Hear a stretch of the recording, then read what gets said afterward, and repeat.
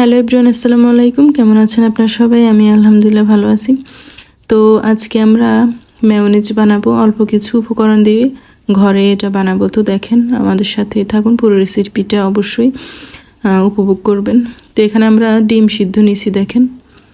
এরপর এখানে রসুন কুচি আছে, এটা অ্যাড করলাম। এর আগে আপনারা কাঁচামরিচ কুচি দেখছেন, ওইটা আমরা অ্যাড করছি। এরপর এখানে গুঁড়ো দুধ 2 টেবিল চামচ, আপনারাও ঘরে ট্রাই করে দেখবেন। এরপর এখানে আমরা সয়াবিন তেল, পরিমাণ মতো সয়াবিন তেল দিবেন আপনারা। যাদের ঘরে সদস্য অনেক বেশি, তারা ডিম আর একটু বাড়িয়ে দিতে পারেন, সিদ্ধ ডিম 3-4টা দিতে পারেন। তো এখানে অল্প পরিমাণে পানি অ্যাড করলাম, সয়াবিন তেল অ্যাড করলাম। এরপর লেবু দিছি এখানে অ্যাড করে।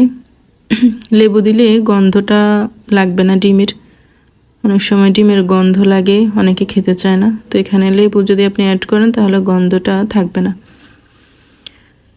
এখানে পরিমাণ মতো চিনি অ্যাড করবেন। যারা মিষ্টি খেতে পারে না তারা অল্প পরিমাণে দিতে পারবেন, সমস্যা নাই। এখন আমি এটাকে ব্লেন্ড করে নেব ভালো করে। এই যে দেখুন, ব্লেন্ড করার পরে কালারটাও অনেক জোশ আসছে, দেখেন আপনারা। খেতে জানি কেমন হবে। তো এখানে আমি আরেকটু পানি অ্যাড করলাম, ব্লেন্ড করে নিলাম একদম। এখন দেখেন, এই যে দেখেই তো মনে হচ্ছে যে অনেক সুস্বাদু হবে। তো আমি একটু ট্রাই করলাম, আসলে অনেক মজা।